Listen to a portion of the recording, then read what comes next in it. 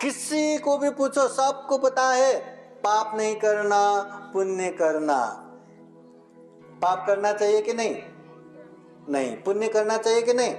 हाँ। परंतु क्या पाप से दूर होना आसान है क्या? क्या पुण्य करना आसान है क्या? न पाप से दूर होना आसान है, न पुण्य कार्य में आगे बढ़ना आसान है। स्वागत है आप सभी का। आप लोग देख रहे हैं बुद्धा's टीचिंग चैनल और हम यहाँ महाकारुणिक तथागत बुद्ध और उनके शिक्षाओं के विषय में चर्चा करते हैं।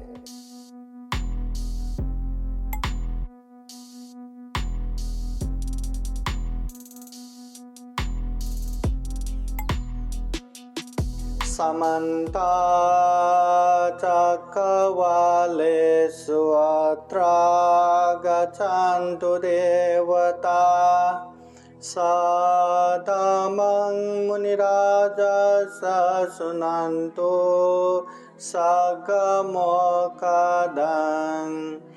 धम्मश्रवणकालो अयं बदन्ता धम्मश्रवणकालो अयं बदन्ता धम्मश्रवणकालो अयं बदन्ता। नमो तस्स भगवतो अरहतो सम्मा सम्बुद्दस्स। नमो तस्स भगवतो अरहतो सम्मा सम्बुद्दस्स। नमो तस्स भगवतो अरहतो सम्मा सम्बुद्दस्स। मनसाधो साधो साधो। महाकारुणिक तथागत भगवान बुद्ध धम्म संघ को त्रिवार वंदना।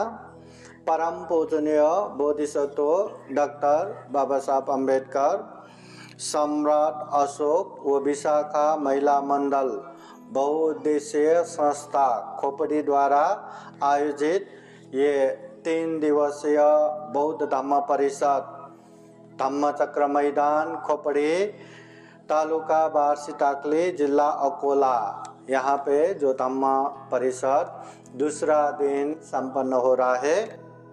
इस उपलक्ष्य में ये धम्म पीठ पर धम्म मंच पर उपस्थित पूजनीय भदंत डॉक्टर हर्षबोधि महाथेरो, पूजनीय भदंत अनुरुद्ध थेरो, पूजनीय भदंत सुगत शांतेय, पूजनीय भदंत मेढंकर प्रमुख, पूजनीय भिक्षु संघ भिक्षुणी संघ और दिशा विदिशाओं से धम्म देशना सुनने के लिए आए हुए संपूर्ण उपासक उपासिकाएं तथापि बुद्धा's टीचिंग यूट्यूब चैनल द्वारा लाइव देख रहे संपूर्ण श्रद्धा संपन्न बुद्धि संपन्न उपासक उपासिकाएं, सर्वप्रथमतः खूब मेहनत से 3 दिवसीय बौद्ध धम्म परिषद संपन्न हो रहा है। इसमें मेहनत करने वाले संपूर्ण उपासक उपासिकाएं, परिषद के आयोजक संयोजक और प्रत्यक्ष अप्रत्यक्ष साथ देने वाले, सहयोग करने वाले, दान देने वाले संपूर्ण उपासक उपासिकाएं, आप सभी के जीवन में बुद्ध का आशीर्वाद रहे, धम्म का आशीर्वाद रहे, संघ का आशीर्वाद रहे। जीवन में अच्छे इंसान बन के अच्छे धम्म का माहौल बना के खूब पुण्य करे, खूब धम्म करे। ये दुर्लभ अमूल्य प्राणी जगत में सर्वश्रेष्ठ मनुष्य जीवन को सफल बनाए, सार्थक बनाए, ऐसे कामना करते हैं, आशीर्वाद देते हैं। बोलिए साधु साधु साधु। धम्म परिषद ये महाराष्ट्र है, बहुत सारा धम्म परिषद होता रहता है। ये अकोला जिला में भी बहुत सारे खेड़े खेड़े में, गांव गांव में खूब सारे धम्म परिषद होता है। महाराष्ट्र भर जहाँ जहाँ धम्म परिषद होता है वहाँ वहाँ दौड़ा दौड़ा, भागा भागा सहभागी होते हैं, धम्म देशना देते हैं। दिन भर रात भर ये कार्यक्रम में सहभागी होने की प्रयत्न करते हैं। आज यहाँ धम्म परिषद में आने का दिन, कल डोंगर गांव वहाँ पर दिन भर धम्म परिषद हो गया। धम्म परिषद के अध्यक्ष मैं ही था। दिन भर धम्म परिषद होने के बाद रात को अपने निवास में वापस आए तो ये शरीर बहुत ही दर्द हो रहा था। थोड़ा थोड़ा ठंडी भी सहन नहीं हो रहा था। फैन बंद है, खिड़की बंद है, फिर भी ठंडी सहन नहीं हो रहा। जल्दी सोने की प्रयास किया क्योंकि आज यहाँ सुबह सुबह निकलना है। सोने के लिए जब तक ब्लैंकेट नहीं लिया तब तक नींद नहीं आया। फिर भी ये कपड़ा लिया, वो कपड़ा लिया, बहुत तकलीफ हो गया। बाद में ये बुखार का गोली लेने के बाद थोड़ा आराम पड़ा, तब जाके अच्छे से सो पाए। तो ऐसे बुखार, ऐसे तबीयत खराब जैसा होने के बाद आज यहाँ आ पाएंगे नहीं आ पाएंगे ये भी सोच रहा था, क्योंकि जो भंते हमारे साथ आए, अनिरुद्ध भंते जी, वो गाड़ी नहीं चलाते तो गाड़ी तो मुझे ही चलाना है। तो फिर भी आए और यहाँ पूजनीय भिक्षु संघ का धम्म देशना होते समय बार बार मेरे मन में यही कल्पना आ रहा था कि इतना महाराष्ट्र भर धम्म परिषद में भागा भागा हम जाते हैं, सहभागी होते हैं, इसका औचित्य क्या है? क्यों हम ये धम्म परिषद में भागा भागा जाते हैं? क्या वहाँ पे हमें ज़्यादा दान मिलते हैं क्या? नहीं। तो वहाँ पे ज़्यादा धम्म देशना देने से अरे वो भांते जी तो खूब चांगला, हाँ खूब चांगला धम्म देशना देते करके प्रसिद्ध होता है क्या? यहाँ के या जहाँ जहाँ धम्म देशना सुनते हैं वहाँ के लोग अरे मोठा भंते जी ने खूप चांगला धम्म देशना दिले, आता आम्ही ये धम्म देशनाला खूब मनन करून अभ्यास करो, क्या ऐसा कहते हैं क्या? नहीं।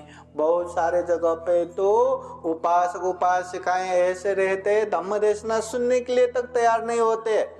यहाँ तो जब से धम्म देशना शुरू हुआ तब से शांत रूप से बैठे हैं, धम्म देशना सुन रहे हैं। हाँ, तो ये देख देख के क्यों ये धम्म देशना या ये धम्म परिषद या ऐसे भागा भागा जाने का औचित्य क्या हो सकता है, क्या फायदा हो सकता है? तो इसी विषय में चिंतन मनन करते करते यहाँ बैठा रहा। तो आज मैं इसी के इर्द गिर्द रह के आज का धम्म देशना शुरुआत करने वाला हूँ। सर्वप्रथम तो जब जब धम्म परिषद होता है, दिशा विदिशाओं से पूजनीय भिक्षु संघ के बुद्धवाणी धम्म देशना देते हैं। तथागत बुद्ध स्वयं कहते हैं, कालीन धम्म सवनं ये तं मंगलम उत्तमं। समय समय पर जो धम्म देशना सुनते हैं ये उत्तम मंगल है।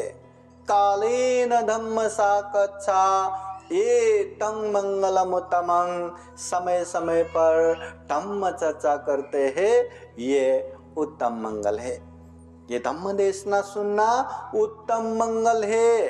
और तथागत बुद्ध ये भी कहते हैं धम्म देशना सुनना पुण्य कर्म भी है। तो हम पुण्य भी कर रहे हैं, उत्तम मंगल भी कर रहे हैं। तथागत बुद्ध ने जीवन भर गांव, नगर, जनपद, देश देशांतर चारिका करते हुए बहुजन हिताय, बहुजन सुखाय के लिए जितने भी उपदेश दिए, तथागत बुद्ध के महापरिनिर्वाण बाद उनके श्रावक शिष्यों ने संगीति करते हुए, संगायना करते हुए धम्म और विनय के रूप में सुरक्षित किया। बाद में यही धम्म और विनय को त्रिपिटक ग्रंथ के रूप में संग्रह किया। त्रिपिटक 3 पिटक, सुत्त पिटक, विनय पिटक, अभिधम्म पिटक, ये 3 प्रमुख बुद्धवाणी संग्रहित ग्रंथ है। सुत्त पिटक में सारे उपासक उपासिकाओं को काम आए इस तरह के धम्म देशना संग्रह है। विनय पिटक में हमारा विनय, हमारा नियम क्या होना चाहिए, तथागत बुद्ध ने क्या बताया और किस लिए बताया, वो बताने का कारण क्या है, औचित्य क्या है, उसका फायदा क्या है, उसके विषय में तथागत बुद्ध के वाणी संग्रहित ये विनय पिटक। और बुद्ध धम्म में जो उच्च प्रकार के जो धम्म आता है, चित्त, चेतसिक, रूप, निर्वाण, ऐसे उच्च प्रकार के धम्म संग्रहित ग्रंथ अभिधम्म पिटक। तो ये 3 प्रमुख ग्रंथ में सारा बुद्धवाणी धम्म ग्रंथ में उल्लेख हुआ है। तो ये 3 पिटक में सुत्त पिटक पहला ग्रंथ। सुत्त पिटक में 5 निकाय ग्रंथ आता है, दीघ निकाय, मध्यम निकाय, संयुक्त निकाय, अंगुत्तर निकाय, खुदक निकाय। ये 5 ग्रंथों में अंगुत्तर निकाय में तथागत बुद्ध कहते हैं धम्म देशना सुनने से सुनने वाले उपासक उपासिकाओं को 5 प्रत्यक्ष फायदाएं मिलते हैं। वो 5 फायदाएं क्या क्या है? अश्रुतं सुनाति, कभी न सुना हुआ अच्छे अच्छे उपदेश सुनने को मिलेगा। सुतं परियोदपेति, बार बार सुनने से हमें याद हो जाएगा, कंठस्थ हो जाएगा। कंखं वितरति, मन के अनेक शंका उपशंका निवारण हो जाएगा। दित्थिं उजुं करोति, मन के अनेक तरह के मिथ्या दृष्टि, अंधविश्वास वो भी खत्म हो जाएगा। सबसे महत्वपूर्ण बात, चित्तमस पसिदति, अच्छी जगह पर श्रद्धा उत्पन्न होके मन प्रसन्न होगा, मन आनंदित होगा। तो ये प्रत्यक्ष 5 फायदाएं हैं कि धम्म देशना सुनना चाहिए। हाँ, एक समय कि धम्म देशना कैसे सुनना चाहिए। हाँ, एक प्रसंग आता है, कोई एक महंत जी यहाँ वहाँ घूमते घूमते एक गांव में पहुंचते हैं। जैसे ही महंत जी गांव में पहुंचे, ये खबर एक उपासक को मिला, दौड़ा दौड़ा महंत जी के पास गए और कहते हैं महंत जी मुझे धम्म देशना सुनना है, मुझे धम्म देशना सुनाइए। महंत जी अभी अभी आए, इतना धूप का समय, थक के आए, तो वो कहते हैं उपासक धम्म देशना दूंगा, परंतु मुझे थोड़ा प्यास लगा है। तो उपासक कहते ठीक है बंदे जी, मैं अभी पानी लाता हूँ। वो घर की तरफ भागा और भागते भागते उसको याद आया बंदे जी को प्यास लगा है, तो पानी क्यों, एकदम दही का ठंडे ठंडे छाछ बना के लेके जाता हूँ। हाँ, ऐसा ही करता हूँ। अच्छा खासा एक छाछ बना के गिलास भर के पांते जी के पास लेके गए। पांते जी ये लीजिए। पांते जी कहते हैं मैं ये छाछ अपने ही पात्र में लूंगा, अपने ही बर्तन में, भिक्षा पात्र में लूंगा। तो उपासक कहते ठीक है पंत जी, आपका भिक्षा पात्र लाइए। पंत जी अपना भिक्षा पात्र ला के सामने रख देते हैं। अभी वो भिक्षा पात्र में वो छाछ रखने के लिए जैसे ही हाथ उठाते हैं, रुक जाते हैं, देखते हैं पात्र पहले ही भरा हुआ। अब भरे हुए पात्र में वो छाछ कैसे डाल सकते हैं? उपासक कहते भांते जी ये तो भरा हुआ है, तो क्या करे, खाली पात्र लाइए। ठीक है, भांते जी अंदर जाते हैं, फिर खाली पात्र लाते हैं, देखते हैं खाली है। अब उसमें वो छाछ डालने के लिए जैसे ही गिलास उठाया फिर से रुकना पड़ा। अब क्या हुआ रहेगा, पात्र, भिक्षा पात्र खाली तो है परंतु बहुत ही गंदा था, साफ नहीं था। तो ऐसे पात्र में वो छाछ डालेंगे तो वो भी गंदा हो जाएगा, पीने लायक नहीं होगा। तो कहते हैं भांते जी ये तो बहुत ही गंदा है, तो क्या करूं, साफ करके लाइए। भांते जी अंदर जाते हैं, फिर साफ करके सामने लाते हैं। अब उपासक देखते हैं पात्र खाली भी है, पात्र साफ भी है। चलो अभी ये छाछ भांते जी के भिक्षा पात्र में डालता हूं करके जैसे उठाया फिर से रुकना पड़ा। अब क्या हुआ रहेगा, पात्र खाली भी है, पात्र साफ भी है, परंतु पात्र में छेद था, पात्र फटा हुआ था। तो ऐसे में वो छाछ डालेंगे तो सारे के सारे गिर जाएंगे। तो उपासक को एक समय तो ऐसा भी लगा कि मैं कैसे भांते जी का उपदेश सुनने के लिए आया हूं, जो एक भिक्षा पात्र भी ठीक से नहीं दे सकते। तो ऐसे चिड़चिड़ करने लगा। तो भांते जी कहते हैं उपासक तुम्हें धम्म देशना सुनना था ना, तुम्हारे लिए यही धम्म देशना है, यही धम्म देशना है। क्या है, जब कभी उपासक उपासिकाएं धम्म देशना सुनने के लिए आए तो ये बात को ध्यान में रखना। पहली बात, पात्र भरा हुआ नहीं होना चाहिए, खाली होना चाहिए।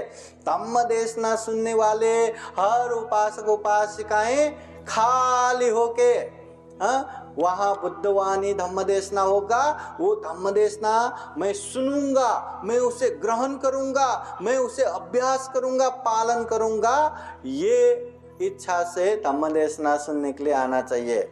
ऐसा नहीं होना चाहिए की भांते जी काय बोलू द्या, मला माहिती आहे ना का करायचं काय नाही, जाऊ द्या बघू, है ना, देखता हूं ना क्या करना है क्या नहीं करना है, मुझे तो ऑलरेडी पता ही है। ऐसा करके यहाँ आएंगे तो क्या वो धम्म देशना सुन पाएंगे, क्या वो धम्म देशना सुनेगा क्या? बेचारे खुद भी परेशान और अपने साथ साथ 10-12 लोगों को भी परेशान कर देगा, धम्म देशना सुनने नहीं देगा। इसलिए धम्म देशना सुनते समय बुद्धवाणी सुनना है, मुझे ग्रहण करना है। जीवन दुखमय है, इससे मुझे मुक्त चाहिए करके एकदम श्रद्धा से धम्म देशना सुनना चाहिए। दूसरा, धम्म देशना सुनते समय जिस तरह पात्र खाली हो परंतु गंदा हुआ तो नहीं चलता, उसी तरह आप लोग धम्म देशना सुनने के लिए तो आए, परंतु यहाँ आके मन में अनेक लोभ लालच रख के बैठे, मन में अनेक द्वेष दुराभावना रख के बैठे, मन में अनेक क्लेश मोह ऐसा उत्पन्न करके बैठे, उसने मुझे ऐसा किया, उसने मुझे वैसा किया, इस तरह से चिंतना करके बैठेंगे तो आपका सारा का सारा धम्म देशना एक तरफ जाएगा, आप कुछ भी सुन नहीं पाएंगे, सुना तो भी समझ नहीं पाएंगे। इसलिए धम्म देशना सुनने के लिए जब आते हैं थोड़ा ऊपर नीचे हो तो भी मैं धम्म देशना सुनने के लिए आया हूँ, अपने मान सम्मान के लिए नहीं आया हूँ, मुझे ये चाहिए वो चाहिए उसके लिए नहीं आया हूँ, मुझे धम्म देशना सुनना चाहिए बस।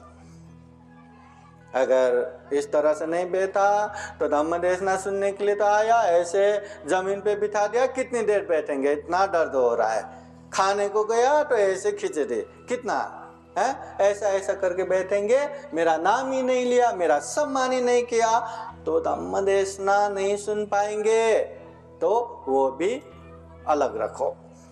तीसरी बात, धम्म देशना सुनने के लिए जैसे पात्र खाली भी होना चाहिए, साफ भी होना चाहिए, और महत्वपूर्ण बात छेद नहीं होना चाहिए। उसी तरह धम्म देशना सुनते समय सुनने के लिए आए, राग द्वेष ऐसी चीजों से भी दूर रहे, परंतु ज्यादा यहाँ चंचल हो गया, कोई यहाँ आके नाचने लगा, कोई मोबाइल एकदम बजा के एकदम डिस्टर्ब करने लगा, कोई वहाँ झगड़ा करने लगा, तो सबका मन उधर ही भागेगा ना। मन चंचल हो गया, किसी भी वजह से हो, कोई भी कारण हो, मन चंचल हो गया, मन बेचैनी हो गया, तो धम्म देशना नहीं सुन पाएंगे। इसलिए धम्म देशना सुनते समय श्रद्धा चित्त से एकाग्र होके, ये धम्म देशना सुनने से ही हमारा कल्याण होगा। अभी भी, बीच में भी, अंत में भी हमेशा कल्याण होगा। ये बात को ध्यान में रख के खूब अच्छे से धम्म देशना सुनना चाहिए। धम्म देशना सुनना पुण्य है, धम्म देशना सुनना उत्तम मंगल है। और कोई व्यक्ति धम्म देशना सुनने वाले को तकलीफ देता है, बाधा पहुंचाता है या उसको डिस्टर्ब करता है, तो ये पुण्य के विपरीत हो गया, कुशल के विपरीत अकुशल हो गया। इसलिए मैं धम्म देशना सुनने के लिए अभी मूड नहीं है करके दूसरों का मूड को खराब नहीं करना। मुझे अभी धम्म देशना नहीं सुनना करके 10-12 लोगों को ए चल न चल, उठ न उठ करके डिस्टर्ब करके नहीं बैठना। धम्म देशना सुनने वाले को बाधा पहुंचाना भी एक तरह से अकुशल है, पाप है। इसलिए धम्म देशना खूब अच्छे से सुनना भी है, सुनने वाले को वो मौका भी देना है। बहुत सारे लोग धम्म देशना सुनने के लिए तैयार नहीं होते, तैयार हो गया इतना तो श्रद्धा है कि धम्म देशना सुनने के लिए तैयार हो गया। और ये छोटी मोटी बात नहीं है, इतना धूप है, इतना प्रचंड गर्मी है, हमें यहाँ अच्छा खासा आसन है, फिर भी रहना मुश्किल है, आसान नहीं है। आप लोग तो इतने सारे लोग इस तरह से बैठे हैं, शांति से बैठे हैं, और वो भी 15-20 मिनट, एक तास नहीं है ना, तासों तास, घंटों घंटा बैठे हैं। ये छोटी मोटी श्रद्धा नहीं है, खूब श्रद्धा है। श्रद्धा को अच्छे जगह पे प्रयोग करेंगे तो हम बहुत आगे बढ़ पाएंगे। श्रद्धा एक तरह से ताकत है, श्रद्धा एक तरह से एकदम आगे बढ़ने का एक शक्ति है।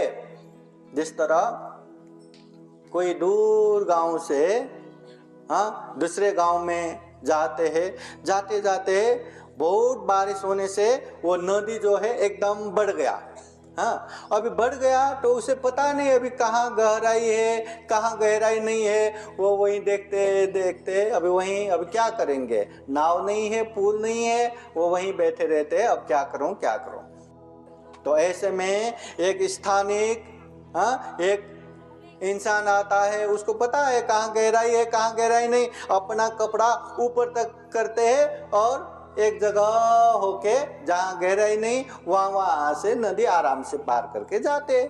तो वो देखते हुए वो इंसान जो दूर गांव से आए हैं वो भी सोचते हैं, अरे इस तरह से गए तो नदी पार कर सकते हैं। तो वो भी क्या करते हैं, अपना कपड़ा उठाते और जहाँ जहाँ गहराई नहीं है, जहाँ जहाँ जो स्थानिक इंसान गए थे वैसे वैसे ही जाके वो भी आराम से नदी पार करते हैं। श्रद्धा का काम यही है, दूसरों को देख देख के अरे उसने शील पालन किया उसका कल्याण हो गया तो मैं भी पालन करूंगा, उसने दान दिया उसका कल्याण हो गया तो मैं भी दान दूंगा, इतने ध्यान करने वाले इतने शांत हो गया, दुख मुक्त हो गया तो मैं भी दुख मुक्त बनूंगा।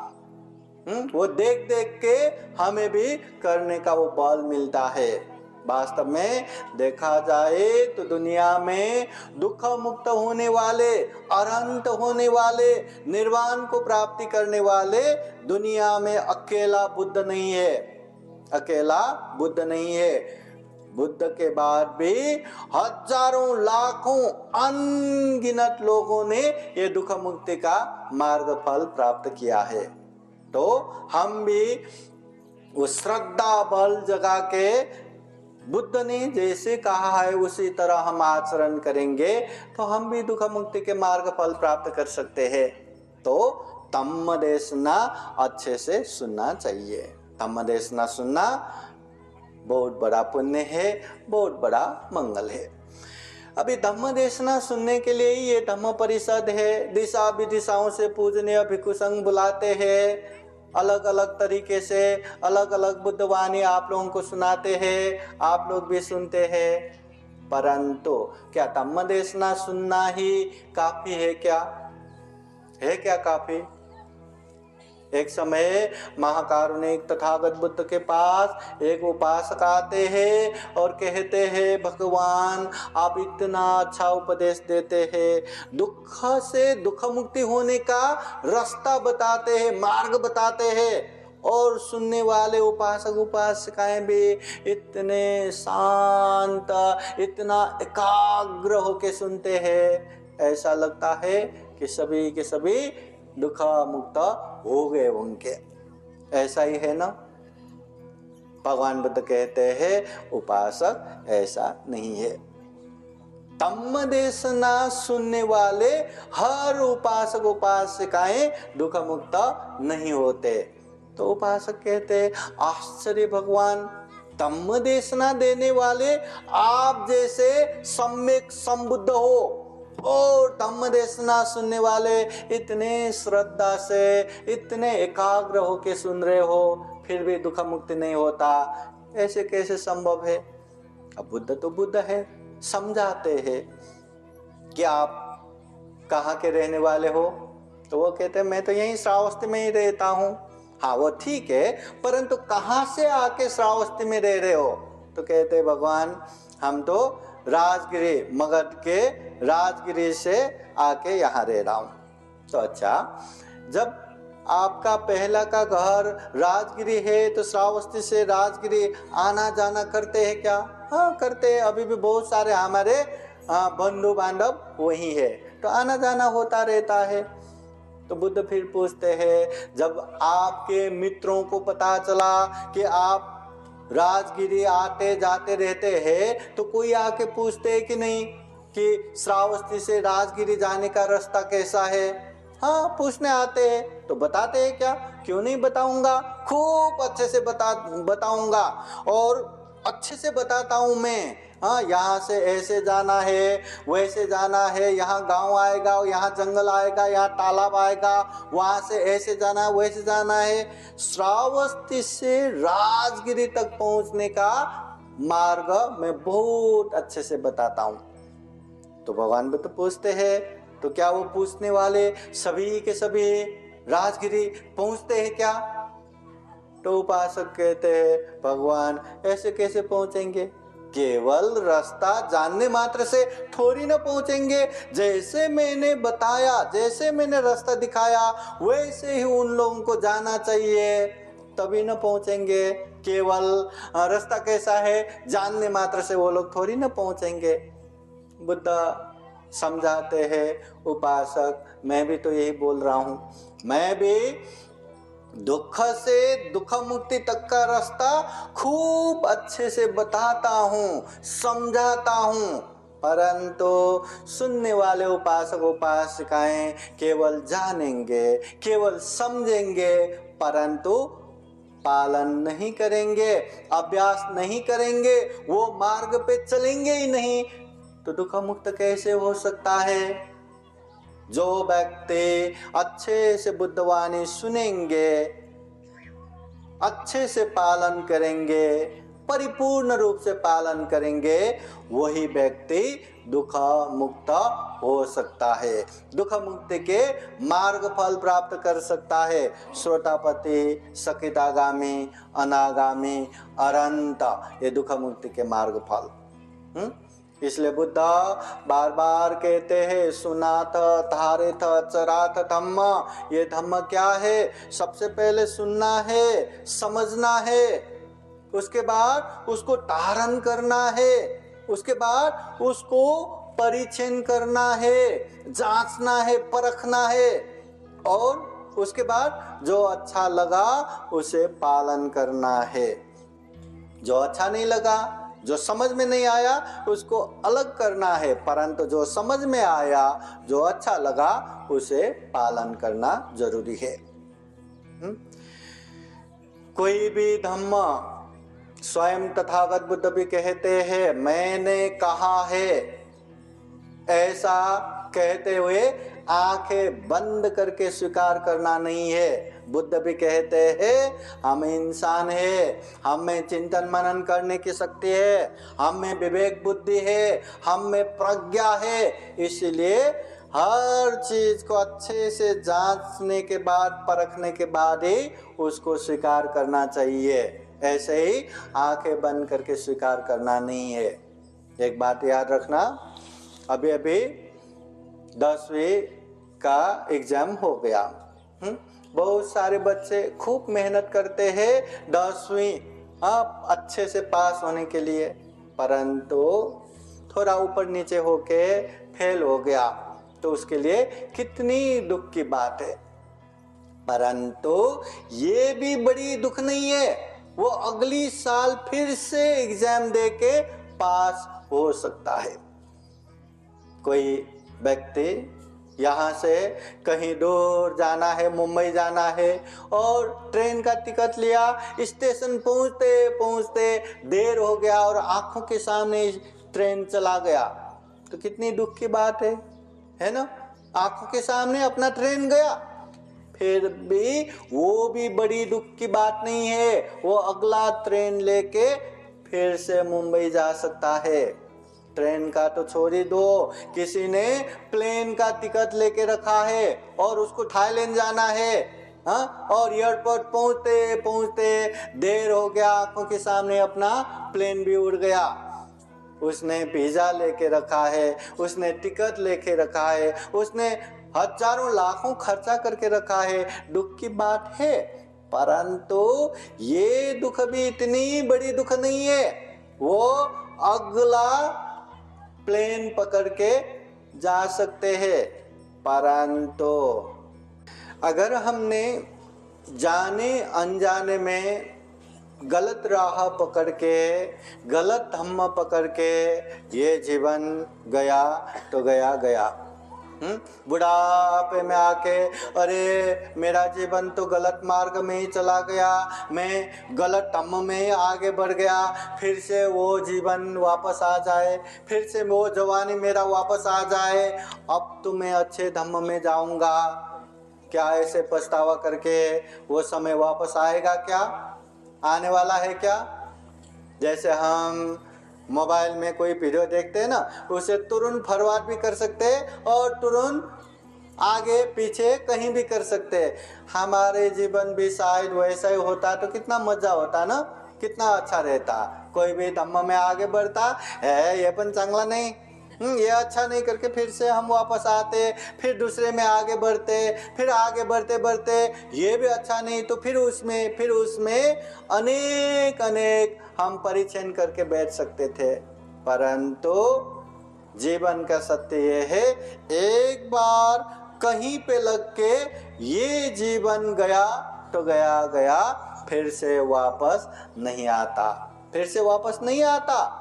इसलिए कोई भी धम्म में आगे बढ़ने से पहले, कोई भी बातों में जिंदगी बिताने से पहले खूब अच्छे से चिंतन मनन करना चाहिए, खूब अच्छे से जांचना चाहिए, परखना चाहिए। ऐसा कोई काम मत करो, ऐसा कोई कम्म मत करो। तथागत बुद्ध कहते हैं ऐसा कोई कम्म मत करो, काम मत करो जो भविष्य में जाके अरे ये मैंने क्या किया करके पछतावा करके बैठना पड़े, आंखों से आंसू गिरा के रोते हुए बैठना पड़े। ऐसा कोई काम मत करो।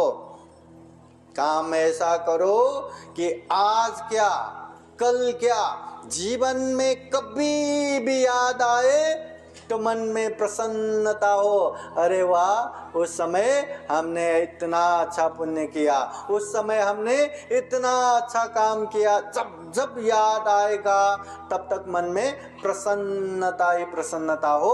ऐसे काम करना चाहिए, अच्छा ही करना चाहिए, बुरा नहीं करना चाहिए। इसलिए इतना बड़ा धम्म परिषद हो रहा है, धम्म परिषद में अच्छा धम्म करने का मौका मिल रहा है, तो धम्म की बातें अच्छे से सुनना चाहिए। हाँ, धम्म की बातें सुन के चिंतन मनन करके परिचय करके अच्छा लगे तो पालन भी करना चाहिए। तथागत बुद्ध के एक दो उपदेश आप लोगों को बताता हूँ। गाथा बुद्ध कहते हैं, न परे संविलो मानी न परे संकता कतं अतनो वेखेया कतानि अकतानि च। तथागत बुद्ध कहते हैं, न परे संग विलोमानी न परे संग कथा कथं। दूसरे क्या करते हैं क्या नहीं करते ये मत देखो, दूसरे लोग क्या कर रहे क्या नहीं कर रहे उसमें ध्यान मत दो, ध्यान खुद पे दो कि मैं क्या कर रहा हूँ, मैं क्या नहीं कर रहा हूँ, मुझे क्या करना चाहिए, मुझे क्या नहीं करना चाहिए, खुद पे ही ध्यान दो। जो व्यक्ति खुद पे ध्यान देगा, खुद को संयमित करेगा, वो व्यक्ति जल्दी से जल्दी क्लेश ये आश्रव जितने भी दुख का कारण है वो कारण को खत्म करके जल्दी से जल्दी दुख मुक्ति की तरफ भी पहुंच जाएगा। मतलब दूसरे क्या करते क्या नहीं करते उसमें हमारा कोई कल्याण नहीं है। दूसरे अच्छा कर रहे तो क्या, अच्छा करते हुए हमें अच्छा लगेगा क्या, उल्टा हमें दाह ईर्ष्या होने लगता है। हाँ, दूसरे बुरा करते हैं तो क्या, हाँ उन्होंने ऐसा बुरा करके इतना पैसा कमाया तो मैं क्यों नहीं करूं, हाँ वो बुरा भी कर जाते हैं। इसलिए दूसरे क्या करते क्या नहीं करते ये मत देखो, मैं खुद क्या कर रहा हूँ क्या नहीं कर रहा हूँ ये देखो।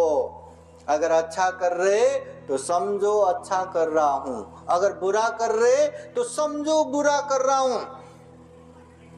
अच्छा करके मैं अच्छा कर रहा हूँ इतना भी समझ में आए तो यकीन मानिए जिंदगी में कभी भी वो अच्छाई छोड़ के नहीं जाएगा।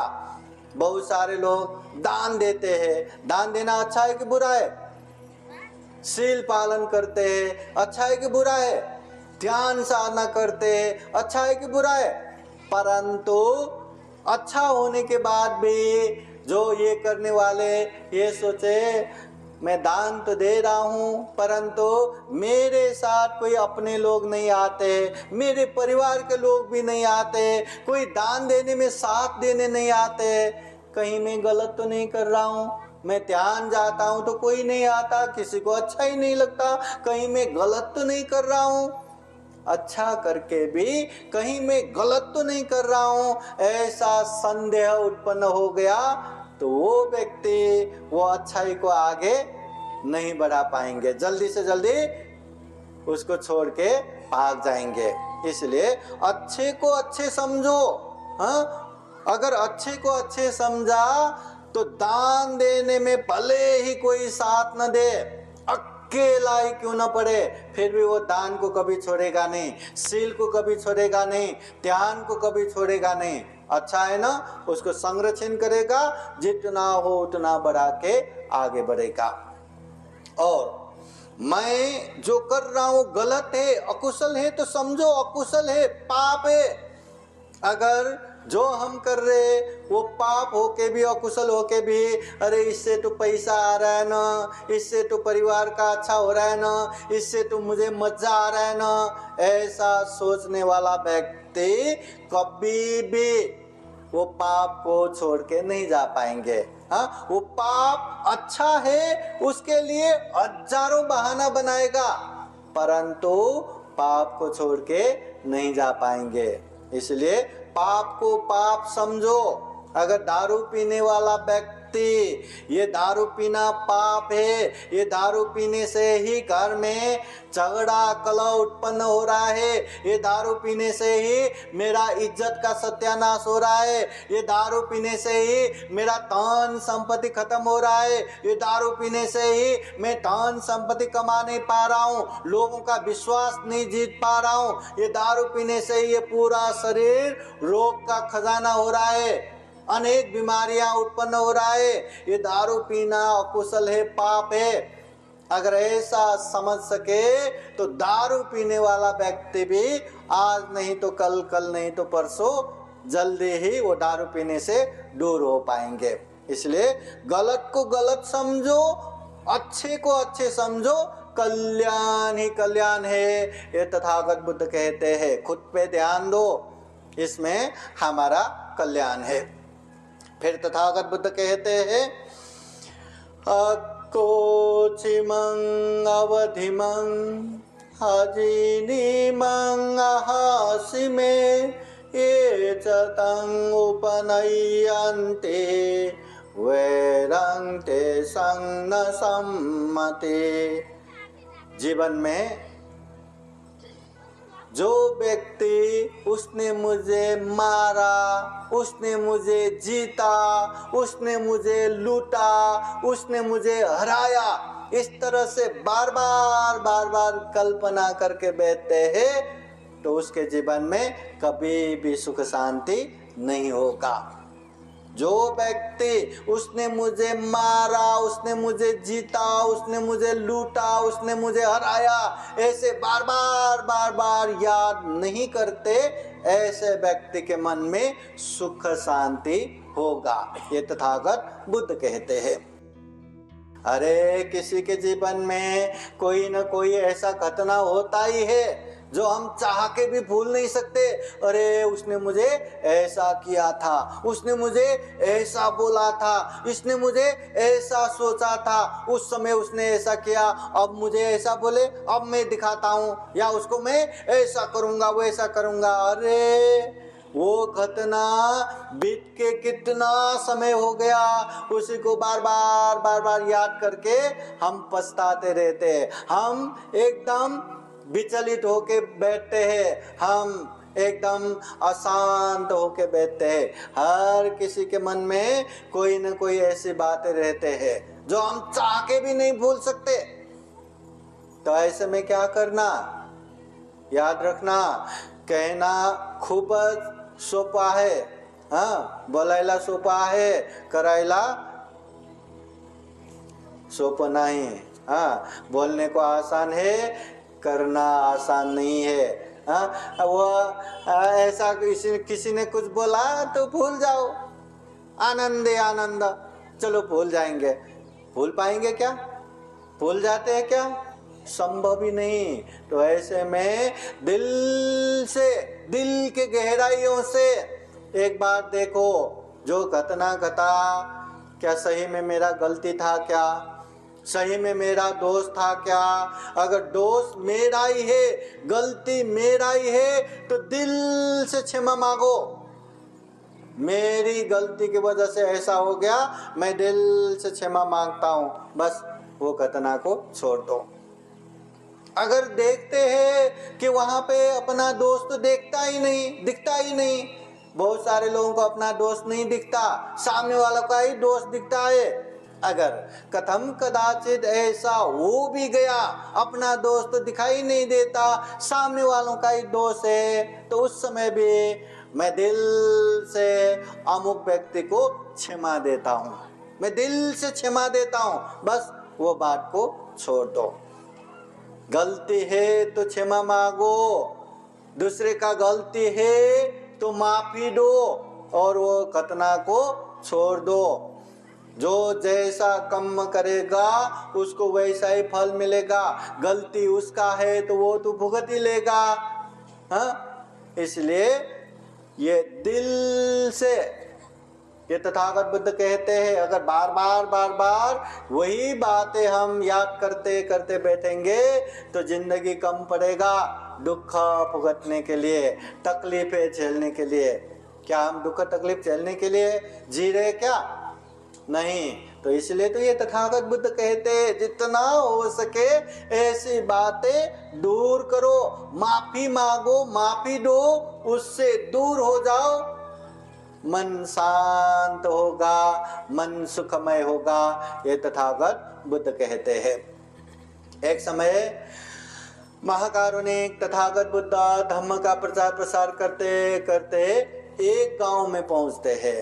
जब वो गांव में बुद्ध पहुंचते हैं, देखते देखते वहां बहुत सारे लोग जमा होते हैं, और बहुत सारे लोग जमा होने के बाद 2-4 लोग जमा उठ के बुद्ध को वंदन करते हैं और कहते हैं, भगवान हमने आपके विषय में बहुत सुना है, आप तथागत है, आप सम्यक संबुद्ध है, और ये भी सुना है कि आपके उपदेश सुनने के बाद मन में वैराग्य उत्पन्न होता है कि दुनिया दुख ही दुख से भर पड़ा है, तो क्या परिवार समाज में रह के सुख भोगूं, मैं भी आपके पीछे पीछे ही भिक्षु भिक्षुनी बन के दुख मुक्ति के मार्ग पे चलता हूँ। भगवान हमें ऐसा उपदेश ना दे, हमें घर बार छोड़ने का उपदेश ना दे, हमें घर भी चाहिए, परिवार भी चाहिए, समाज भी चाहिए, ऐसा उपदेश दे कि घर परिवार समाज में रह के भी सुखपूर्वक रह सके। तो तथागत बुद्ध ठीक है कहते हुए उसी तरह का उपदेश देते हैं, और उपदेश देते देते तथागत बुद्ध पूछते हैं, उपासक उपासिकाएं बताओ, इस गांव में ऐसे कोई लोग है क्या जो दूसरों को दुख देता है, हिंसा करता है? ऐसे दुख देने वाले अपने गांव में है कि नहीं? हाँ, मारने वाले है कि नहीं? वहां के लोग कहते हैं, भगवान ऐसे दुख देने वाले मारने वाले लोग बहुत है। तथागत बुद्ध फिर पूछते हैं, ऐसे हिंसा करने वाले मारने वाले लोग आप लोगों को पसंद है क्या? सारे लोग कहते हैं, भगवान ऐसे लोग हमें पसंद नहीं। बुद्ध पूछते हैं, अगर ऐसे हिंसा करने वाले लोग पसंद नहीं है तो ऐसे काम आप लोग करते हैं कि नहीं? सारे लोग एक दूसरे का चेहरा देखते हैं और नीचे झुक के बैठते हैं। बुद्ध कहते हैं, अत्तानं उपमं कत्वा, अपने आप को उदाहरण के रूप में रखो। अगर हिंसा करने वाले दुख देने वाले हमें पसंद नहीं है तो हम दुख देंगे, हम हिंसा करेंगे तो हमें कौन पसंद करेगा? दूसरों को भी पसंद नहीं आएगा। इसलिए अपने आप को उदाहरण के रूप में रखो।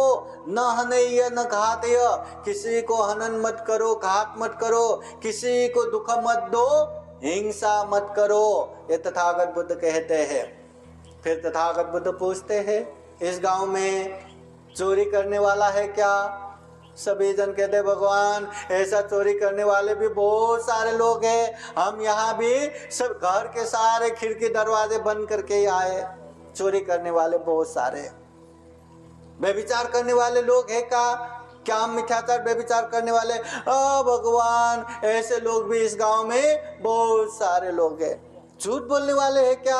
अरे भगवान झूठ बोलने वाले भी यहाँ बहुत सारे हैं। हाँ, कौन क्या बोल रहा है, क्या नहीं बोल रहा है, कैसे ठग रहा है, कैसे झूठ बोल रहा है, समझ में ही नहीं आता, विश्वास ही नहीं कर सकते, ऐसे लोग भी बहुत है।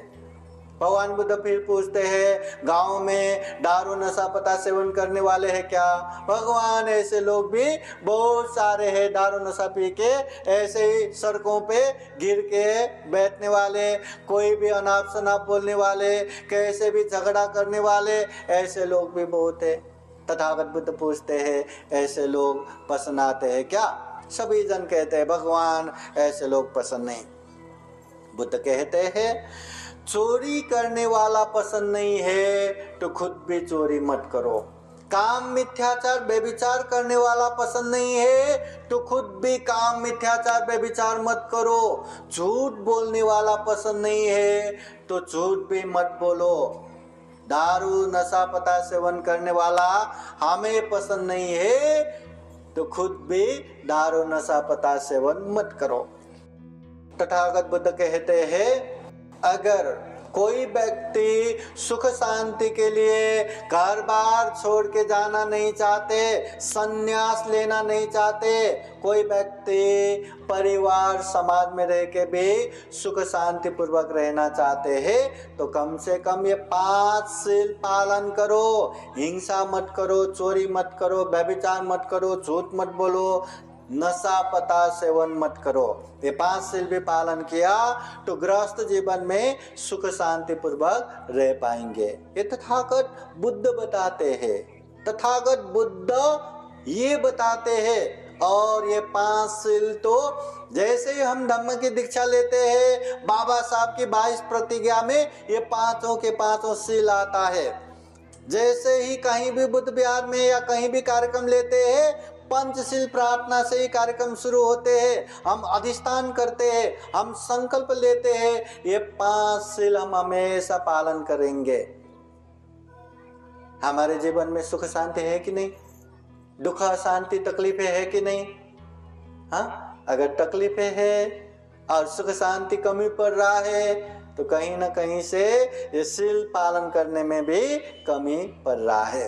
इसलिए सही में बताओ, ये हिंसा नहीं करना, इसको पालन करना चाहिए कि नहीं? हिंसा करना चाहिए कि छोड़ना चाहिए? बोलाओ, हिंसा करायला पाहिजे कि छोड़ायला पाहिजे? हाँ, हिंसा करने से हमारा सुख शांति होगा या हिंसा छोड़ने से सुख शांति होगा? जो व्यक्ति हिंसा करते हैं उसको भी मारने वाले कोई ना कोई पैदा होता ही है। जो व्यक्ति दूसरों को दुख देते हैं उसको भी दुख देने वाला कोई ना कोई आता ही है।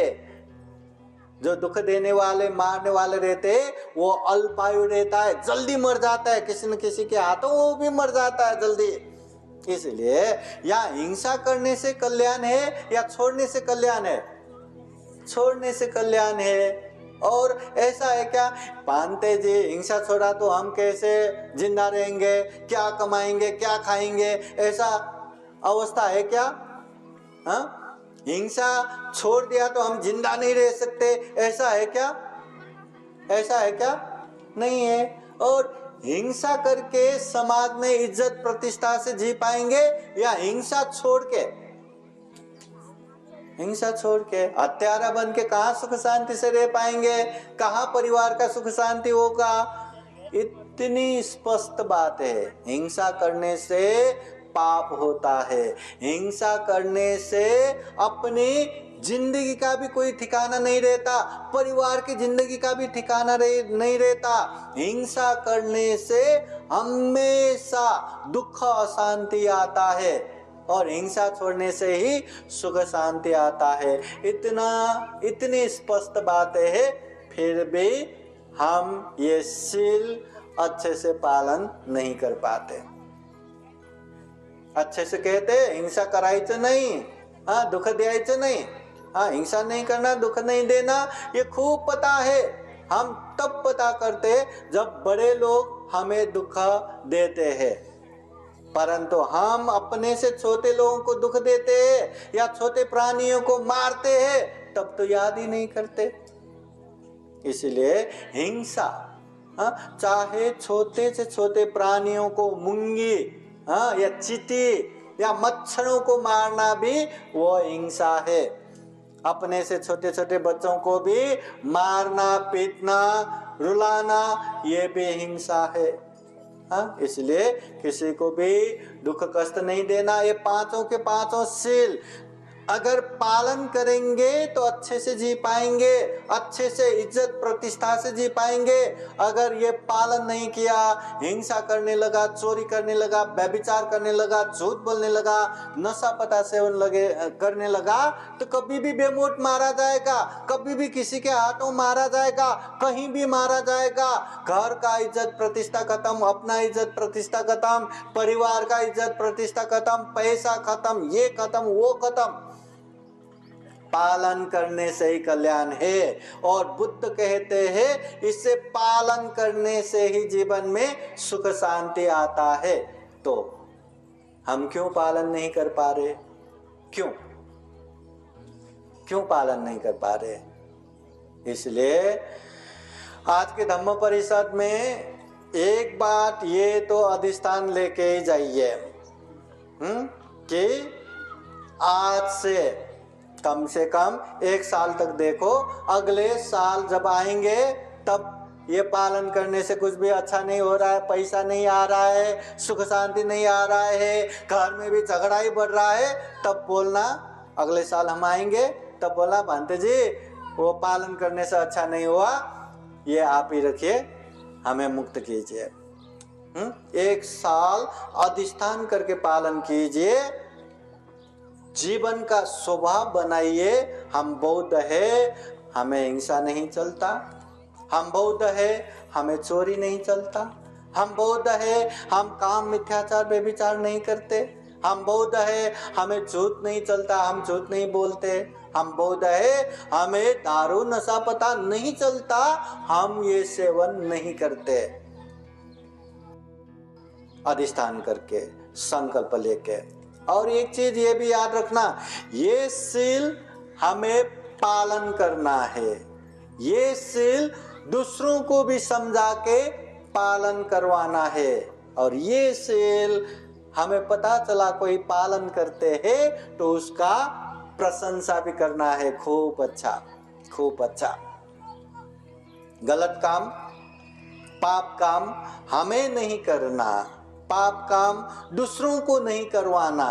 पाप काम कोई करता है खूब छान खूब छान, ऐसे नहीं बोलना। ये जो कर रहे आप गलत कर रहे, आप पाप कर रहे, उसको बोलना चाहिए। पाप करने वालों का सपोर्ट भी नहीं करना। इसलिए ये धम्म परिषद में ये बातें लेके जाइए कि आज से ये 5 सील लिख के रखिए।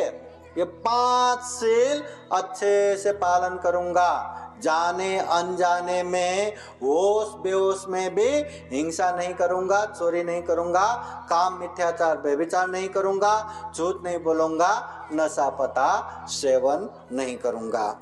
और एक बात हमेशा याद रखिए, हर सुबह शाम महाकारुणिक तथागत बुद्ध बाबा साहब के सामने जाके 10 मिनट ही क्यों न हो पूजा कीजिए। बुद्ध गुण, धम्म गुण, संघ गुण याद कीजिए। और 10-15 मिनट ही क्यों ना हो आंखें बंद करके श्वास को देखते हुए ध्यान कीजिए। 10-15 मिनट ही क्यों ना हो, जीवन का ये स्वभाव बनाइए। अपने अपने घर में बाबा साहब भगवान बुद्ध, क्या वो शो इसके लिए रखा है क्या? पूजा कीजिए। हाँ, ये कर्म कांड नहीं है। इससे आपके जीवन में खूब फल प्राप्त होगा। और अपने नजदीक बुद्ध विहार है तो धम्म एक्टिविटीज के लिए बुद्ध विहार को ही सेंटर कीजिए। घर में आप पूजा करेंगे तो अकेले, बुद्ध विहार में आएंगे आप जैसे 10 लोग, 20 लोग, 100 लोग आएंगे और अपने ग्रुप देख के हाँ अभी ये भी करेंगे, वो भी करेंगे, ऐसा भी करेंगे, वैसा भी करेंगे, और अच्छी अच्छी एक्टिविटीज या गतिविधियां होता रहेगा। बुद्ध विहार है तो बुद्ध विहार को ही सेंटर बनाना। केवल हफ्ते में एक बार जाएंगे और हो गया, ऐसा नहीं। नजदीक है तो हर सुबह शाम जाके पूजा करके, थोड़ा सा ध्यान करके, थोड़ा धम्म की चर्चा करना। ऐसा नहीं होना चाहिए कि बुद्ध विहार में सारे लोग मिले और दुनिया भर के गप्पे मार के, दुनिया भर की बातें करके बैठे हैं। नहीं, जब तक बुद्ध विहार है गलत चीजें बोलना ही नहीं, गलत चीजें चर्चा करना ही नहीं। धम्म परिषद में अधिष्ठान लेके जाइए जो नजदीक के बुद्ध विहार। हम ये नहीं बोल रहे कि यहाँ जो तक्षशिला बुद्ध विहार के नजदीक है वो लोग ही बुद्ध विहार जाए। दिशा विदिशाओं से यहाँ आए हैं, जहाँ भी आप रहते हैं, चाहे पुणे, मुंबई, नासिक या दूसरे कहीं भी शहर में रहते हैं, ढूंढो नजदीक बुद्ध विहार है कि नहीं। और बुद्ध विहार है तो बुद्ध विहार में जाओ, अगर बंद है तो खोलने लगाओ। बुद्ध विहार किसी के प्राइवेट प्रॉपर्टी नहीं है। हाँ, बुद्ध विहार बुद्ध धम्म संघ के लिए है। इसलिए बुद्ध विहार में जाते हुए हाँ बुद्ध गुण, धम्म गुण, संघ गुण स्मरण करते हुए, थोड़ा थोड़ा ध्यान करते हुए धम्म की चर्चा करते जाओ। अधिष्ठान लेके जाओ, बुद्ध विहार को सेंटर बनाएंगे। और एक व्यवहार और एक आचरण ये भी रखो, हमेशा खुद को पॉजिटिव रखेंगे, खुद को सकारात्मक रखेंगे, खुद को प्रसन्न रखेंगे।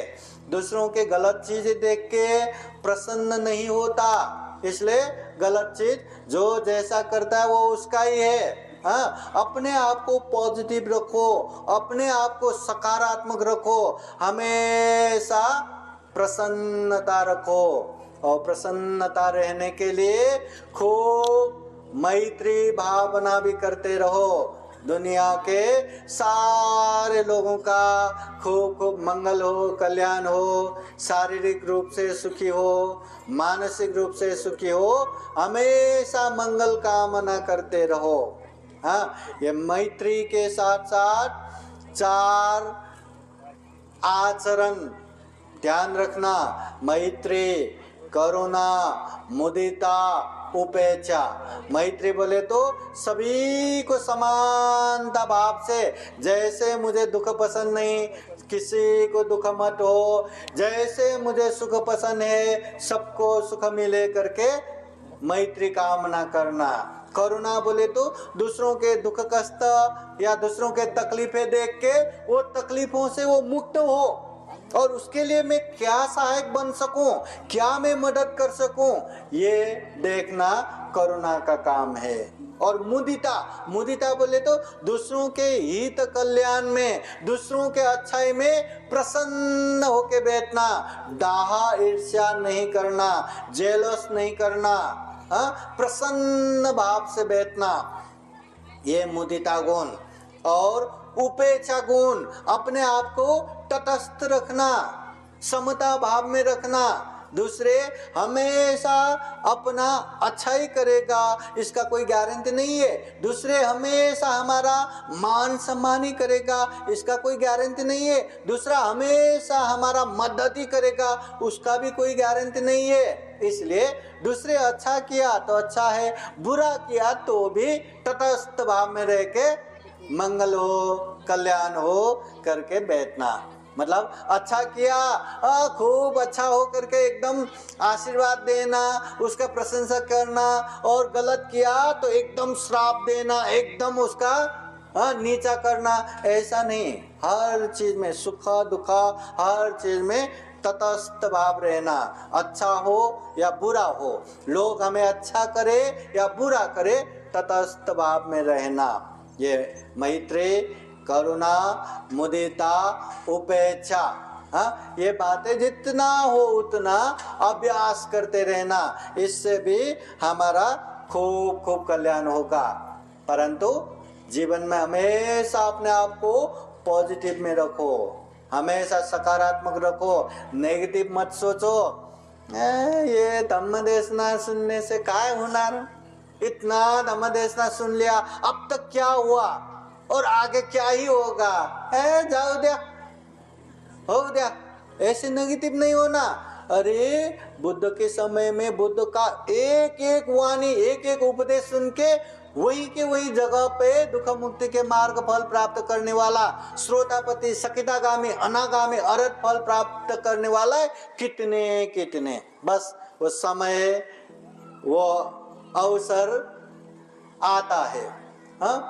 हम धम्म तो पालन करते ही है, परंतु धम्म में भी श्रेष्ठ धम्म, तथागत बुद्ध कहते हैं विराग से तो धम्मानं, सभी धम्मों में वैराग्य धम्म श्रेष्ठ है। वैराग्य बोले तो जीवन दुख ही दुख से भर पड़ा है, ऐसे दुख में क्या सुख भोग के बैठना, क्या समाज परिवार में ये भोग के बैठना, चलो दुख मुक्ति के मार्ग पे चलता हूं करके केवल और केवल दुख मुक्ति के मार्ग पे चलता है, ऐसे वैराग्य धम्म।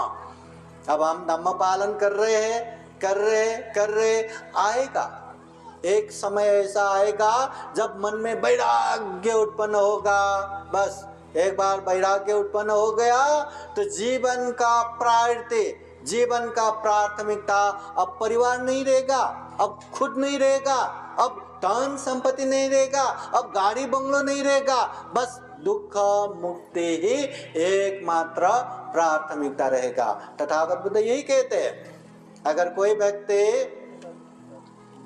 कहीं पे बाहर जा रहे और अचानक से उसके सर पे आग लग गया तो क्या करेगा? आग लगता है तो लगने दो, ये सर भी मेरा है, वो आग भी मेरे सर पे लगा है, जाने दो, मैं बहुत बिजी हूँ, बहुत काम लेके निकला हूँ, पहले सारा काम निपटा लूंगा, फिर आराम से फुर्सत से मेरे सर का ये आग बुझाऊंगा। ऐसा करके बाहर निकलेगा क्या? अरे जैसे ही आग का चटका हुआ, सारा काम एक तरफी, सबसे पहले उस सर के आग को ही बुझाएगा। वैसे ही जीवन में भी सबसे पहला प्राथमिकता, तथागत बुद्ध कहते हैं, जीवन में बहुत सारा दुख कष्ट है और किसी को भी ये दुख कष्ट पसंद नहीं आता, हर किसी को ये दुख कष्ट नहीं चाहिए। तो अगर दुख कष्ट नहीं चाहिए तो दुख कष्ट ना हो, दुख मुक्ति का मार्ग पे चलना चाहिए। ये तथागत बुद्ध कहते हैं, निर्वाण प्राप्ति के लिए ही जाना चाहिए। निब्बानं परमं सुखं, दुनिया में सबसे बड़ा सुख निर्वाण है। तो वो निर्वाण प्राप्ति ही हमारा पहला प्राथमिकता होना चाहिए, मेन प्रायोरिटी होना चाहिए।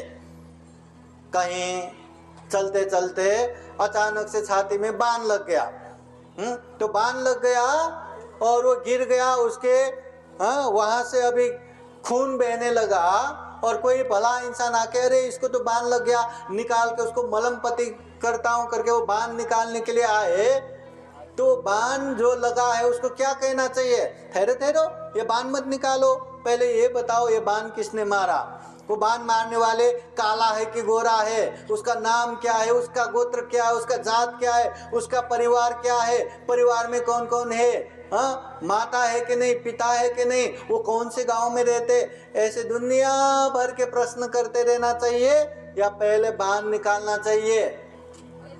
क्या करना चाहिए? पहले बाण निकालना चाहिए। बाण निकाले बिना दुनिया भर के प्रश्न करते रहेंगे तो वो जल्दी मर जाएगा, प्रश्न खत्म नहीं होगा। इसी तरह जीवन में अनेक अनेक प्रश्न है, पैसे का प्रश्न, परिवार का प्रश्न, अपना प्रश्न, ये दुनिया भर की बातें चलता रहेगा, परंतु हमारा प्रमुख टारगेट दुख है ना, पहले दुख मुक्ति प्राप्त करना चाहिए, दुख ना हो ऐसे निर्वाण प्राप्त करना चाहिए। निर्वाण प्राप्त होने के बाद वहां कोई भी दुख बाकी नहीं रहता, निर्वाण प्राप्त होने के बाद वहां कोई भी तृष्णा क्लेश बाकी नहीं रहता। इसलिए तथागत बुद्ध कहते हैं, जीवन का पहला प्राथमिकता दुख मुक्ति प्राप्त करना ही है। उसके लिए भी वैराग्य धम्म चाहिए। अब जब तक वैराग्य धम्म प्राप्त नहीं होता तब तक पाप नहीं करना, जितना हो सके पाप से दूर होंगे, पुण्य करना, जितना हो सके पुण्य करते जाएंगे, बस यही मेहनत करते जाना है, करते जाना है। महाकारुणिक तथागत बुद्ध कहते हैं, सारे धम्मों को सारांश में तथागत बुद्ध कहते हैं, सब पाप सकरणं कुशल उपसंपदा सचित परियोदपनं एतं बुद्धान शासनं। एतं बुद्धान शासनं, ये बुद्धों का शासन है, शिक्षा है, धम्म है, एक बुद्ध का नहीं, बुद्धों का। जितने भी बुद्ध बन के गए, जितने भी भविष्य में बुद्ध आएंगे, जो भी वर्तमान समय में बुद्ध है, सारे बुद्धों का ये सारांश उपदेश है। क्या उपदेश है? सब पाप सकरणं, सभी पापों से दूर रहो। पाप क्या है? जो गलत है, जो अकुशल है, जो करने से हमारा भी हानि नुकसानी होगा, हमारे अपनों का भी हानि नुकसानी होगा, जो करने से हमारा अभी भी दुख अशांति होगा, बीच में भी दुख अशांति होगा, अंत में भी दुख अशांति होगा। ऐसे गलत काम, अकुशल काम मत करो। जितने भी पाप है उससे दूर रहो। और बुद्ध कहते हैं कुशल स उपसंपदा, कुशल काम करो, पुण्य करो, धम्म करो। पाप मत करो, पुण्य करो, अकुशल मत करो, कुशल करो, बुरा मत करो, अच्छा करो। ये तथागत बुद्ध कहते हैं। याद रखना उपासक उपासिकाएं, हम जितना भी गलत करते हैं, पाप करते हैं, और हम जितना भी कुशल करते हैं, पुण्य करते हैं, वो सारा पाप, सारा धम्म करने का माध्यम तीन ही है। कितना है? तीन है। वो तीन माध्यम क्या क्या है? शरीर, वाणी, मन। जितना भी पाप करेंगे यही तीन माध्यम से करेंगे, जितना भी पुण्य करेंगे यही तीन माध्यम से करेंगे। इसलिए पाप से दूर होना है, पुण्य कार्य में आगे बढ़ना है, तो ये तीन चीजों में खूब सजग सचेत रहना। शरीर, वाणी, मन। शरीर से पाप नहीं होना, वाणी से पाप नहीं बोलना, मन से पाप नहीं सोचना। जितने भी हम पाप करेंगे या जितने भी हम पुण्य करेंगे उसका माध्यम शरीर, वाणी, मन। ये तीन द्वार से ही पाप कर सकते हैं, तीन द्वार से ही पुण्य कर सकते हैं। इसलिए इसमें अच्छे से पहरा देना। अभी शरीर, वाणी, मन। शरीर से क्या पाप नहीं करना, ध्यान रखना। शरीर से पाप नहीं करना। क्या क्या पाप नहीं करना? हिंसा नहीं करना, चोरी नहीं करना, काम, मिथ्याचार, व्यभिचार नहीं करना। वाणी से क्या पाप नहीं बोलना? झूठ नहीं बोलना, चुगली नहीं करना, निंदा चर्चा नहीं करना, और गाली गलौज नहीं देना। सारे उपासक उपासिकाएं जब जमा होते हैं तो बहुत सारे गप्पे लगा के बैठते हैं ना, बातें करके बैठते। बातें कितना भी करो उसमें दोष नहीं है, पाप नहीं है, परंतु ये चार फिल्टर लगना चाहिए। बातों में ये चार फिल्टर लगना चाहिए। आप कितना भी बातें करो, ये चार फिल्टर। झूठ नहीं आना चाहिए, चुगली नहीं होना चाहिए, निंदा चर्चा नहीं करना चाहिए, गाली गलौज नहीं देना चाहिए।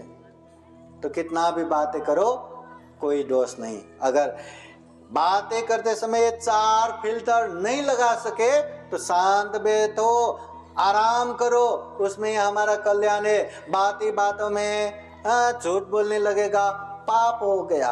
बाती बातों में दूसरों का फलाना ऐसा, तिसकाना ऐसा, अमुक व्यक्ति ऐसा, वैसा करके निंदा करने लगा, चुगली करने लगा, पाप ही पाप है। और आवेग में आके दूसरों को गाली देने लगा, पाप ही पाप है। इसलिए वाणी से ये पाप नहीं करना, और मन से लोभ लालच नहीं रखना, द्वेष दुरा भावना नहीं रखना, और मोह अज्ञानता नहीं रखना, मिथ्या दृष्टि अंधविश्वास नहीं रखना। शरीर, वाणी, मन से पाप नहीं करना। पाप तथागत बुद्ध कहते हैं पाप से दूर रहना और पुण्य करना, धम्म करना। पुण्य करने के लिए तो सारा बुद्धवाणी पुण्य ही पुण्य से भर पड़ा है। तो प्रमुखतः 10 बातें हमेशा याद रखना। जो उपासक उपासिका चाहते हैं कि मैं पुण्य करना चाहता हूं, तो ये 10 बातें याद रखना, क्योंकि ये 10 पुण्य है। क्या क्या है? दान देना, ये पुण्य है। शील पालन करना, ये पुण्य है। ध्यान साधना करना, ये पुण्य है। सम्मान्य व्यक्ति का आदर सत्कार करना, ये पुण्य है। सम्मान्य व्यक्ति का सेवा करना, ये पुण्य है। धम्म देशना सुनना, ये पुण्य है। धम्म देशना देना, ये भी पुण्य है। कभी पुण्य किया तो ये पुण्य से सभी का मंगल हो, कल्याण हो, ऐसी पुण्यानुमोदन करना, ये भी पुण्य है। कोई पुण्यानुमोदन करता है तो प्रसन्नता से साधु साधु साधु करके अनुमोदन करना, ये भी पुण्य है। और अंधविश्वास, मिथ्या दृष्टि से दूर रहना, ये भी पुण्य है। इस तरह 10 प्रकार के पुण्य करना। 10 प्रकार के पाप से दूर रहो, 10 प्रकार के पुण्य करो। पाप करायचं नाही आणि पुण्य करायचं, हे सर्वांना माहिती आहे ना? सबको पता है पाप नहीं करना पुण्य करना, पता नहीं क्या? वो छोटे बच्चे को भी पूछो, उसको भी पता होगा, जवान को भी पूछो, वृद्ध को भी पूछो, किसी को भी पूछो, सबको पता है पाप नहीं करना पुण्य करना। पाप करना चाहिए कि नहीं? नहीं। पुण्य करना चाहिए कि नहीं? हाँ। परंतु क्या पाप से दूर होना आसान है क्या? क्या पुण्य करना आसान है क्या? न पाप से दूर होना आसान है, न पुण्य कार्य में आगे बढ़ना आसान है। इसलिए हमारा कल्याण पाप से दूर होने में ही है, हमारा कल्याण पुण्य कार्य करने में ही है। आसान हो ना हो, करना ही है, ये बात याद रखना। जो छोटे छोटे बच्चे हैं ना, इतू सा बच्चा जन्म होता है, इतू सा, उसको मला भूख लागली रे आई, मुझे भूख लगा करके भी बोलना नहीं आता, फिर भी उसको दूध पिला पिला के, खाना खिला खिला के इतना बड़ा बना देते हैं, खाने का अच्छा खासा आदत बना देते हैं। इतू सा बच्चा जब छोटा सा बड़ा होने के बाद उसको स्कूल में भेज देते हैं। हाँ, क्या वो बच्चे को क ख ग घ ABCD आता है क्या? कुछ भी नहीं आता, फिर भी उसको पढ़ाते हैं। इतू सा बच्चा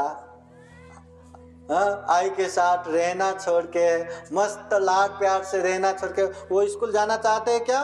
कितना रोते हैं, कितना चिल्लाते, कितना नाटक करते, फिर भी मार मार के ही क्यों ना हो, घिस घिस के ही क्यों ना हो, उसको स्कूल लेके ही जाते, क्योंकि उसी में उसका कल्याण है।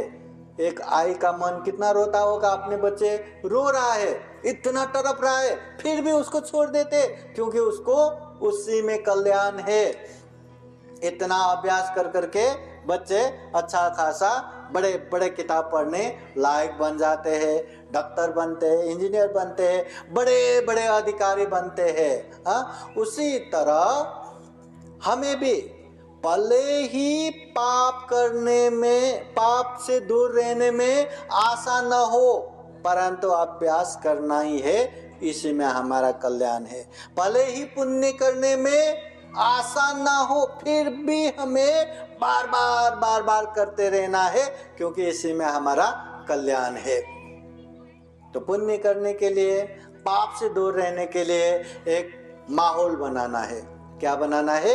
एक धम्म का माहौल बनाना है। जिस तरह मुंबई में गए तो वहाँ लोकल ट्रेन, मुंबई के लोकल ट्रेन आप लोगों ने देखा है? हाँ, तो वहाँ अगर हम ट्रेन के अंदर जाना है, बस ट्रेन के बाहर खड़े रहो, अरे चल रहे चल रहे चल रहे करके आपको अंदर पहुंचाएगा। जब निकलने का समय है ना, बस गेट के सामने आप खड़े रहो, अरे चल चल चल चल करके आपको बाहर भी पहुंचा देगा। एक माहौल, पुण्य करने का एक माहौल बनाना है। कम से कम बुद्ध विहार में निरंतर जमा होके, हाँ, निरंतर ये ध्यान साधना वंदना ऐसा लेते हुए एक धम्म का माहौल बनाना है। और अपने अपने घर में भी कम से कम महीने में एक बार पूजनीय बनते या भिक्षु संघ जैसा जिस तरह से मिले, बुला के परित्राण का, धम्म देशना का, दान का, शील का, ध्यान साधना का एक माहौल बनाना है। कम से कम महीने में एक बार। हाँ, महीने में एक बार भी धम्म का माहौल बनाया। जब अपने घर में वो धम्म का माहौल बनाएंगे, बाकी लोगों को भी पुण्य करने का मौका मिलेगा। जब दूसरे के घर में वो माहौल बनाएगा, हमें भी पुण्य करने का मौका मिलेगा। इसलिए एक धम्म का माहौल बनाते जाना चाहिए। जितना माहौल बनाया उतना हम पाप से दूर होते जा पाएंगे और पुण्य कार्य में आगे बढ़ पाएंगे। पाप नहीं करना, पुण्य करना। और बुद्ध कहते हैं सचित परियोदपनंग, अपने चित्त को परिशुद्ध रखना, क्योंकि चित्त प्रमुख है। जब तक चित्त अशुद्ध रहेगा, असंयमित रहेगा, तब तक आप कितना भी मैं अच्छा हूँ कहते रहेंगे, दिखाते रहेंगे, वो केवल दिखावा ही बनेगा। मन अशुद्ध रहा ना, थोड़ी देर उसके साथ रहने के बाद पता ही चलेगा वो कैसा बोलता है, वो कैसा काम करता है। इसलिए मन शुद्ध रहा तो शरीर से भी अच्छा करेगा, वाणी से भी अच्छा बोलेगा। इसलिए कहते हैं हाथ में घाव ना हो तो जहर भी हाथ में लिया तो कोई नुकसान नहीं पहुंचता। मन शुद्ध रहा तो कोई भी हम काम करेंगे, कोई भी कुछ भी बोलेंगे, उसका पाप नहीं लगता। मन शुद्ध होना चाहिए। ये तथागत बुद्ध का उपदेश है। शरीर वाणी मन से जो भी करते हैं उसमें पाप न करो, पुण्य करो और अपने चित्त को परिशुद्ध रखो।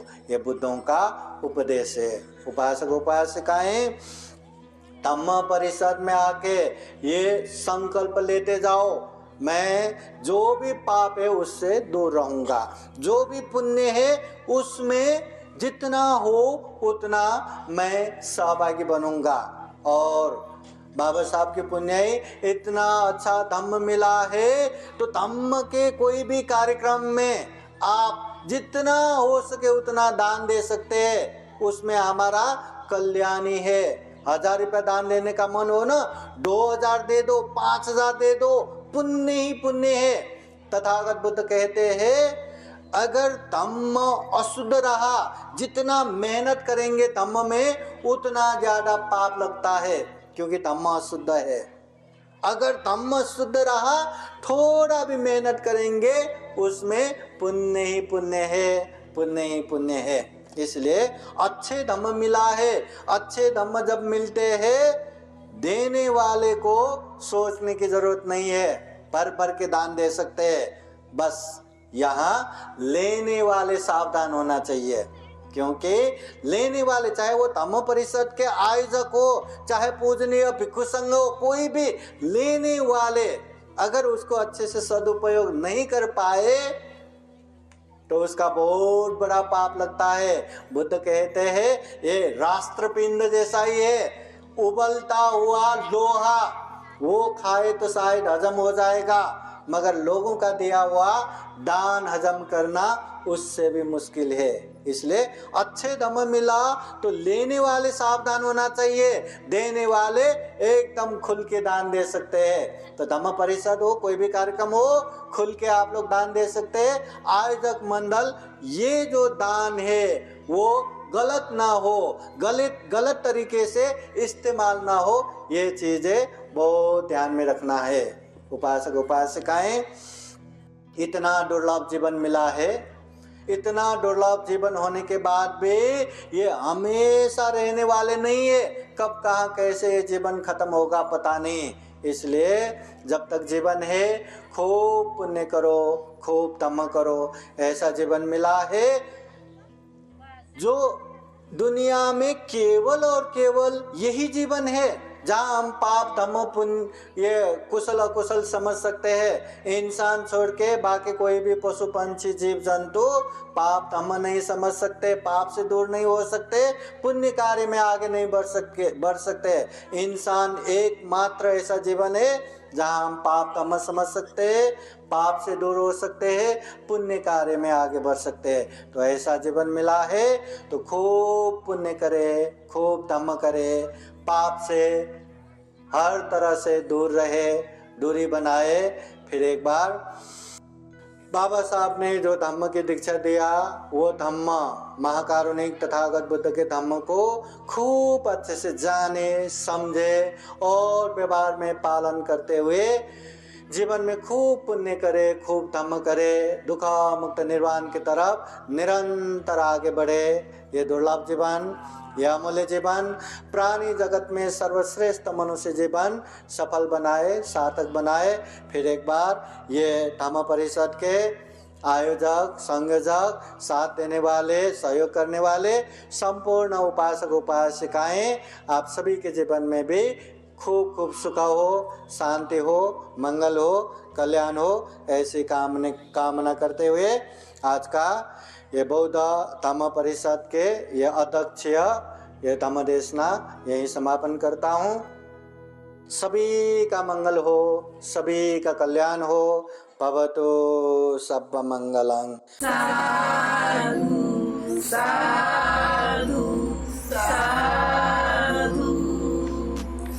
बुद्धं नमामि, बुद्ध को नमन करता हूँ। धम्मं नमामि, धम्म को नमन करता हूँ। संघं नमामि, संघ को नमन करता हूँ।